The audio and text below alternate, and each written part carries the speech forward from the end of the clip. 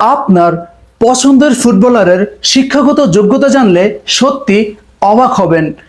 আমাদের সবার প্রিয় নেইমার জুনিয়র স্কুল লেভেল অর্থাৎ প্রাথমিকের স্টুডেন্ট ছিলেন। তারপর আমাদের বস লিওনেল মেসি আর্জেন্টিনা স্কুল লেভেলের স্টুডেন্ট ছিলেন। তারা দুজনেই স্কুল লেভেলের পরে সম্পূর্ণ ফুটবলে মনোনিবেশ করেছিলেন। তারপরে আমাদের ক্রিস্টিয়ানো রোনাল্ডো CR7 পর্তুগাল, তিনি মাত্র লেফট স্কুল অ্যাট এজ 14, মাত্র 14 বছর বয়সে তার স্বপ্নের জন্য ফুটবলের জন্য সম্পূর্ণ লেখাপড়া ত্যাগ করেছিলেন।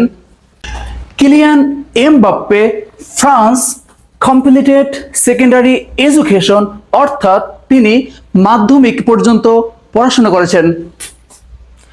Lamine Yamal Spain currently studying অর্থাৎ বর্তমানে তিনি অধ্যয়নরত। মোহাম্মদ সালাহ ইজিপ্ট মিশর সেকেন্ডারি স্কুল লেভেল অর্থাৎ তিনিও মাধ্যমিক পর্যন্ত বা 6 থেকে 10 পর্যন্ত এর আশেপাশে লেখাপড়া করেছেন।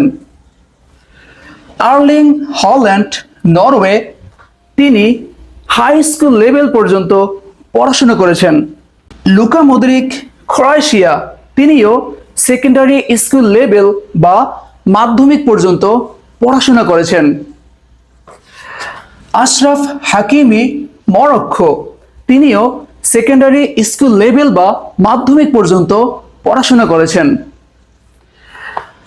হ্যারি কেইন ইংল্যান্ড, তিনিও সেকেন্ডারি স্কুল লেভেল পর্যন্ত পড়াশোনা করেছেন।